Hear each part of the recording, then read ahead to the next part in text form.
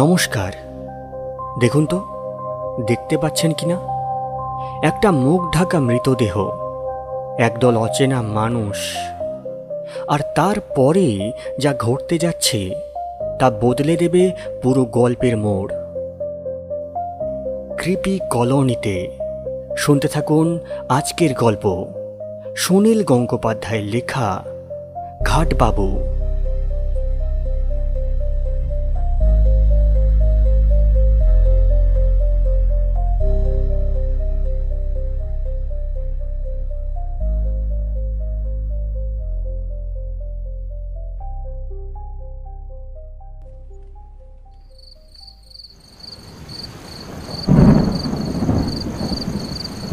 রাত কটা বাজে তার ঠিক নেই। অনেকক্ষণ ধরেই একটানা বৃষ্টি পড়ছে। ঝমঝমে বৃষ্টির শব্দ শুনতে শুনতে নেশা লেগে যায়। বাসু হালদারের ঘুম ভেঙে যাচ্ছে বারবার। একটা অস্বস্তি হচ্ছে কীরকম। দরজার বাইরে দুটো কুকুর এসে গুটি গুটি হয়ে শুয়ে কুই কুই শব্দ করছে। বাসু হালদার চেঁচিয়ে উঠল, এই যা যা যা এখান থেকে, যা যা বলছি। যদিও সে ভালো করে জানে কুকুর দুটো এই সামান্য ধমক শুনে মোটেই যাবে না। এই বৃষ্টির মধ্যে যাবেই বা কোথায়? বাসু হালদার জানলা দিয়ে আকাশের দিকে তাকালো একবার। বৃষ্টি থামবার কোনো লক্ষণ নেই। আজ আর কেউ আসবে না মনে হয়। বাসু হালদার আজ সন্ধ্যের মুখেই বাড়ি চলে যাবে ভেবেছিল। সেই সময়ই মুখিয়া ডোমটা এক ছিলেন গাঁজা সেজে এনে বলেছিল, একটু পেশাদ করে দেবেন নাকি? হ্যাঁ বড়বাবু। মুখিয়ার মুখে বড়বাবু ডাকটা বড় মধুর লাগে। এই দুনিয়ায় বাসু হালদারকে খাতির করে না কেউ, শুধু মুখিয়াই তাকে ওই নামে ডাকে। মুখিয়াটাও যেন কোথায় চলে গেছে। এই সময় আর এক ছিলেন গাঁজা পেলে মন্দ হতো না।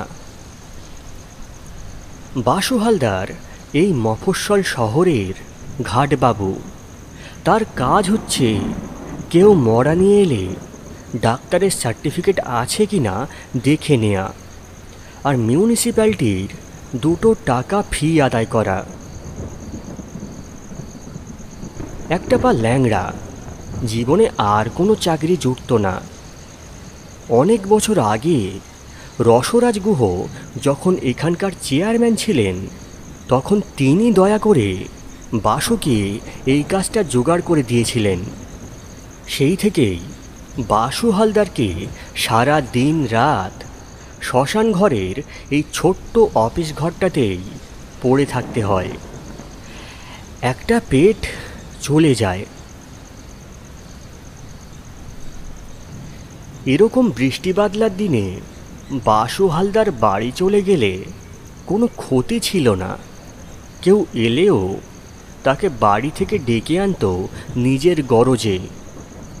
কিন্তু মিউনিসিপ্যালিটির বর্তমান চেয়ারম্যান পঞ্চানন দাস সরকারের মায়ের এখন তখন অবস্থা। যে কোনো সময় টেসে যেতে পারেন। ওরা বাড়ির মরাকে বাসি করে না। যদি এই মাঝরাত্রিরেও এসে হাজির হয়, আর তখন যদি বাসু হালদারকে না পায়,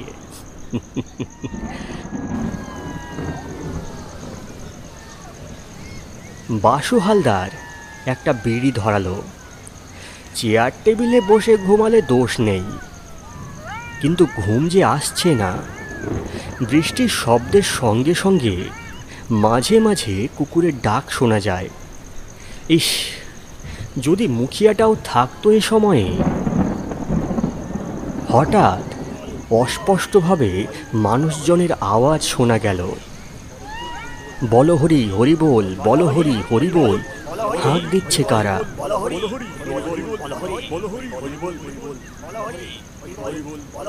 তাহলে চেয়ারম্যান সাহেবের মা গত হয়েছেন? আহা, কি মাতৃভক্তি চেয়ারম্যান সাহেবের! এই বৃষ্টির মধ্যেও পোড়াতে আনতে ভোলেননি। চিতা জ্বলবে কি করে সে খেয়াল নেই। যাই হোক, ওরা বড় লোক, বেশ খরচ খজরা করবে মনে হয়। বাসু হালদারের কি আর কিছু জুটবে? বাসু হালদার ঘর থেকে বেরোবার আগেই কয়েকজন লোক একটা মরার খাটিয়া ঘাড়ে করে তার ঘর ছাড়িয়ে এগিয়ে গেল চল্লির দিকে। বাসু হালদার বুঝল, না, এ তো চেয়ারম্যান সাহেবের মা নয়। তাহলে সঙ্গে অনেক লোক থাকতো, অনেক চেঁচামেচি, অনেক ধুমধাম। তাহলে আর ব্যস্ততা দেখিয়ে কী হবে? সে নিজের টেবিলে গ্যাট হয়ে বসে থাকবে। আসুক না, ওরাই আসুক। ঘাটবাবুর অফিসে আর কোনো কর্মচারী না থাকলেও সেই তো বড়বাবু।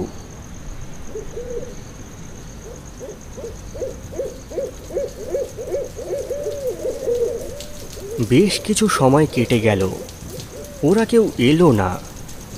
আর কোনো সাড়া শব্দও পাওয়া গেল না। কৌতূহলে বাসু হালদার বেরিয়ে এলো। বৃষ্টিটা হঠাৎ ধরে এসেছে, আকাশে গুঁড়ি গুঁড়ি করে পড়ছে। তবে আর বেশিক্ষণ চলবে না বোঝা যায়। কয়েকজন লোক মরার খাটটা একপাশে নামিয়ে রেখে নিজেরাই কাঠ সাজাতে শুরু করেছে। বাসু হালদার কাছে এসে দাঁড়িয়ে বলল, কি ব্যাপার? লোকগুলো একটু চমকে উঠল। তাদের মধ্যে একজন এগিয়ে এসে বলল, হ্যাঁ, ডোম টোম তো কাউকে দেখছি না, তাই আমরা নিজেরাই ব্যবস্থা করে নিচ্ছি। বাসু হালদার ভুরু কুঁচকে বলল, ব্যবস্থা করে নিচ্ছেন মানে? মরা রেজিস্ট্রি করতে হবে না? মরা রেজিস্ট্রি? সে আবার কি? বাহ, যে কোনো মরা এনেই আপনারা পুড়িয়ে ফেলবেন? এ কি বেওয়ারিশ কারবার নাকি? লোকটা এক মুহূর্ত চিন্তা করে তারপর বলল, ঠিক আছে, রেজিস্ট্রি করে নিন। ক টাকা লাগবে? লোকটি জামার পকেট থেকে ফস করে দুখানা 10 টাকার নোট বার করে দিল। অন্য লোকগুলো চুপচাপ দাঁড়িয়ে। বাসু হালদার সবার দিকে একবার চোখ বুলোল। কেউই তার চেনা নয়। এরকম ছোট শহরে এতগুলো অচেনা লোক। বাসু হালদার মুখ ঘুরিয়ে মরার খাটের দিকে তাকালো। একটি যুবতী মেয়ের মুখখানা শুধু দেখা যাচ্ছে। শরীরটা একটা মোটা কম্বল দিয়ে ঢাকা।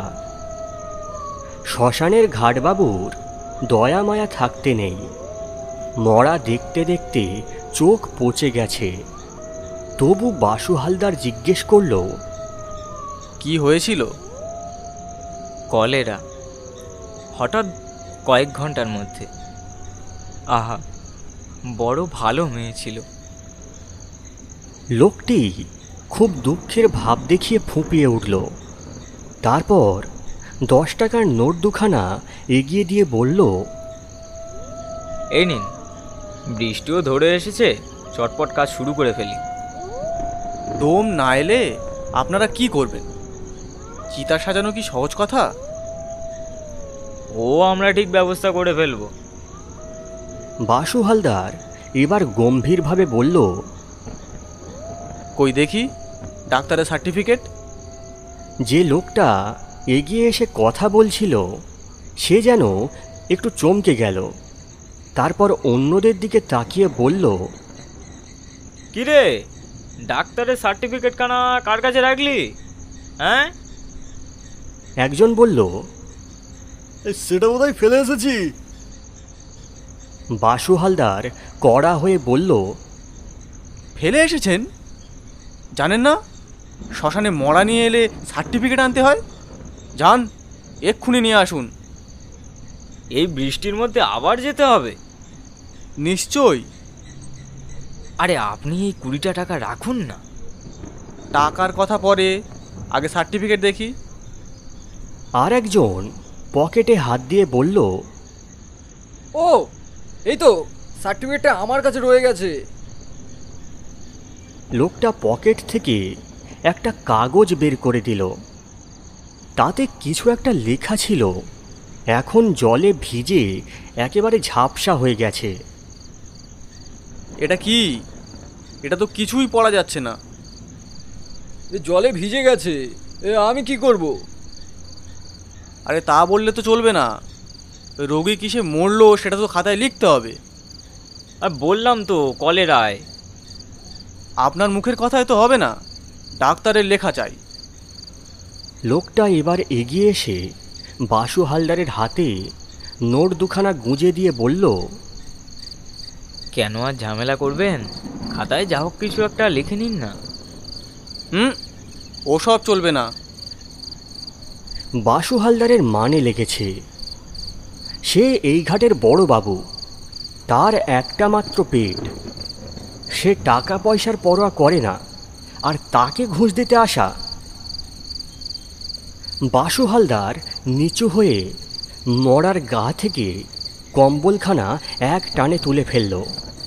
তারপরই একটা আর্ত চিৎকার করে ফেলল সে। মৃত যুবতীর বুক ও সারা শরীরে জমাট বাঁধা রক্ত, বুক ও পেট ফালা ফালা করে চেরা। কেউ যেন একটা ধারালো অস্ত্র দিয়ে তাকে কুপিয়ে কুপিয়ে কেটেছে। দৃশ্যটা দেখেই বাসু হালদারের অদ্ভুত ধরনের ভয় পেয়ে বসল। মাথায় হাত দিয়ে সে বসে পড়ল। তার মনে হলো এবার ওরা তাকেও কুপিয়ে কুপিয়ে কাটবে।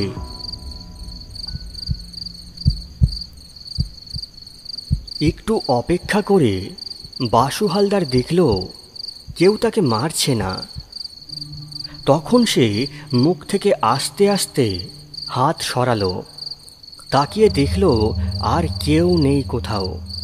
লোকগুলো দৌড়ে পালিয়েছে। খুনের মড়া নিয়ে এসেছিল লোকগুলো। বৃষ্টির রাতে গোপনে গোপনে পুড়িয়ে ফেলার চেষ্টায় ছিল। যদি চেয়ারম্যান সাহেবের মায়ের অসুখ না করত, তাহলে বাসু হালদার কিছুই জানতে পারত না। 10 টাকার নোট দুখানা পাশেই পড়ে আছে। সে দুটো যেন কাঁকড়া বিছে। ছুঁতেও ভয় করল বাসু হালদারের। তাড়াতাড়ি সে মৃতদেহর ওপরে কম্বল টেনে দিল আবার। এরপরেই বাসু হালদারের ইচ্ছে হলো দৌড়ে পালাতে। এক ছুটে যদি সমস্ত চেনা লোকের জগৎ থেকে দূরে পালিয়ে যাওয়া যেত, কিন্তু এই বৃষ্টি কাদার মধ্যে খোঁড়া পায়ে সে কত দূরেই বা দৌড়ে যাবে? পালাবেই বা কোথায়? তাছাড়া পালাবে কেন? সে তো কোনো দোষ করেনি। আর মুখিয়াটাও যদি এই সময় থাকতো। এখন বাসু হালদারের কর্তব্য হচ্ছে পুলিশে খবর দেয়া। খুনের মরা কারা এসে ফেলে রেখে গেছে শ্মশানে, পুলিশই এখন এর দায়িত্ব নিক। কিন্তু থানা এখান থেকে প্রায় 3 মাইল দূরে। এই দুর্যোগের রাতে 3 মাইল রাস্তা সে যাবে কি করে? এখান থেকে 8 মাইল হেঁটে গেলে কেষ্টপুরের মোড় থেকে রিক্সা পাওয়া যায়। তবে এত রাতে সেখানে কোন রিক্সাওয়ালা বসে থাকবে?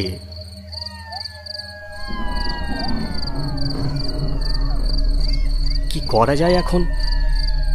ভয় ভাবনায় বাসু হালদার ঠকঠক করে কাঁপতে লাগলো। বাসু হালদারের ঘোর ভাঙল একটা কুকুরের কুঁই শব্দে। কুকুরটা মৃতদেহটির কাছে এসে গন্ধ শুঁকছে। বাসু হালদার আবার ধাতস্থ হয়ে কুকুরটাকে তাড়া দিল। এই হুস হুস যা। কুকুরটা যদি আবার মরাটাকে টেনে নিয়ে যায়, তাহলেই তো কেলেঙ্কারি। কুকুরটাকে একটা চেলা কাঠ তুলে ছুঁড়ে মারতেই তবে সেটা দূরে গেল। হেই, শ্মশানে বাসু হালদার বহু রাত একা কাটিয়েছে, কিন্তু কোনোদিন তার এমন ভয় হয়নি। মৃতদেহটার দিকে আর একবার তাকালো সে। শুধু মুখখানা দেখে কিছুই বোঝা যায় না। ফুটফুটে একটি যুবতীর মুখ, যেন একবার ডাকলেই জেগে উঠবে। এখন তো এই মরা ফেলে পুলিশ ডাকতে যাওয়ার প্রশ্নই ওঠে না। কুকুরে যদি মরা টেনে নিয়ে যায়, তাহলে আবার কোন ফ্যাসাদে পড়বে কে জানে। যে লোকগুলো মৃতদেহটা এনেছিল তারা সবাই অচেনা। বাসু হালদার পুলিশকে তাদের হদিশ কিছুই দিতে পারবে না। অন্য কোনো জায়গা থেকে তারা এই খুনের মরা নিয়ে এসেছে। বাসু হালদার আর দাঁড়াতে পারছে না। আস্তে আস্তে বসে পড়ল মরার খাটিয়ার পাশে। আবার ঝুপঝুপ করে বৃষ্টি পড়তে শুরু করেছে। ইস, ভিজে যাচ্ছে মেয়েটা, ঠিক যেন একটা জ্যান্ত মেয়ে ঘুমিয়ে পড়েছে, আর বৃষ্টিতে ভিজে যাচ্ছে তার মুখ। নিজের অজান্তেই বাসু হালদার হাতটা বাড়িয়ে মেয়েটির মুখ থেকে জল মুছে দিতে গেল। ফর্সা সরল মুখখানা, এরকম কোনো সুন্দরী যুবতীর এত কাছাকাছি কখনো বসেনি বাসু হালদার। যদি জীবিত থাকতো মেয়েটি, তাহলে তার গালে এরকম হাত দিলে সে রেগে চেঁচিয়ে উঠত না? আহা, সত্যিই যদি তাই হয়, বাসু হালদারের ওপর রাগ করার জন্যই যদি মেয়েটা বেঁচে ওঠে, সে যত ইচ্ছে রাগ করুক, তবু বেঁচে উঠুক। এরকম একটা সুন্দর মেয়েকে কোন পাষণ্ড খুন করল? বাসু হালদার মেয়েটির গালে আবার হাত রাখল। কি নরম স্পর্শ! কতক্ষণ আগে মারা গেছে কে জানে। এত বৃষ্টিতে ভিজছে, তবু তার গাটা তো সেরকম ঠান্ডা নয়, যেন বেঁচে আছে। বাসু হালদার মেয়েটির গালে একটা টোকা মেরে বলল, এই জেগে ওঠো, অনেকক্ষণ তো ঘুমালে। নিজেই হাসল বাসু হালদার। এ কখনো হয়? মেয়েটির শরীরে অন্তত 15-20টা ছোড়ার আঘাত, শুধু একে খুন করেনি, কেউ যেন প্রতিহিংসা নেবার জন্যই এত সুন্দর শরীরটা ফালা ফালা করে কেটেছে। কিছুক্ষণ খাটিয়ার পাশে বসে থেকে বাসু হালদার মেয়েটিকে ভালোবেসে ফেলল। তার নিঃসঙ্গ জীবনে এই যেন একমাত্র নারী, যার গালে হাত দিলেও কোনো প্রতিবাদ করে না, চুমু খেলে একে একটা চুমু খেলে কি রাগ করবে? এই চিন্তায় বাসু হালদার এমনই উতলা হয়ে উঠল যে নিজেকে আর সামলাতে পারল না। সে মুখটা এগিয়ে এনে মেয়েটির ঠান্ডা রক্তহীন ঠোঁটে নিজের ঠোঁট রাখল। আর তখনই মৃত মেয়েটা ফিস ফিস করে বলে উঠল, আমার নাম অঞ্জলি সরকার, সোনাবাড়ি গ্রামের রতন নাগ আমাকে খুন করেছে, তুমি একটু দেখো। ছিটকে খানিকটা দূরে পড়ে গিয়ে বাসু হালদার গো গো শব্দ করতে লাগলো। অজ্ঞান হয়ে গেল অবিলম্বেই। পরের দিন বাসু হালদারের জ্ঞান ফিরেছিল দুপুরবেলা। সে অনবরত চিৎকার করছিল, রতন নাগ, রতন নাগ, সোনাবাড়ি রতন নাগ, রতন নাগ, রতন নাগ, সোনাবাড়ির রতন নাগ। পুলিশ রতন নাগকে গ্রেপ্তার করে তাকে দিয়ে স্বীকারোক্তি আদায় করবার পর বাসু হালদার সম্পূর্ণ সুস্থ হয়।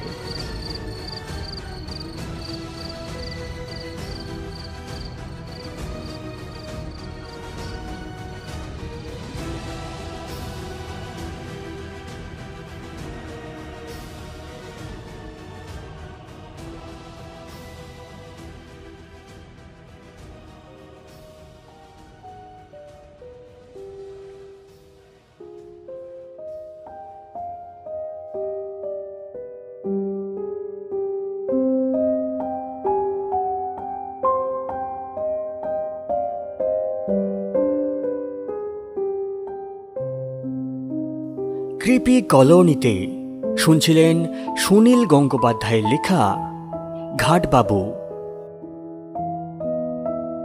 আজকের গল্পপাঠ ও সূত্রধারে ছিলাম আমি রমেন।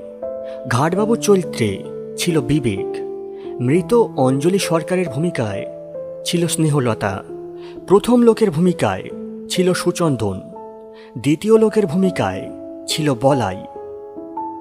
গল্পের অন্যান্য চরিত্র, সাউন্ড মিক্সিং, এডিটিং ও পোস্টার ডিজাইনে ছিলাম আমি রমেন। সবাই ভালো থাকবেন, শুভরাত্রি। গল্পটি ভালো লেগে থাকলে কৃপি কলোনিতে আবার ফিরে এসো। আরও অনেক অন্ধকার, আরও অনেক রহস্য আপনার অপেক্ষায়। সবাই ভালো থাকবেন, শুভরাত্রি।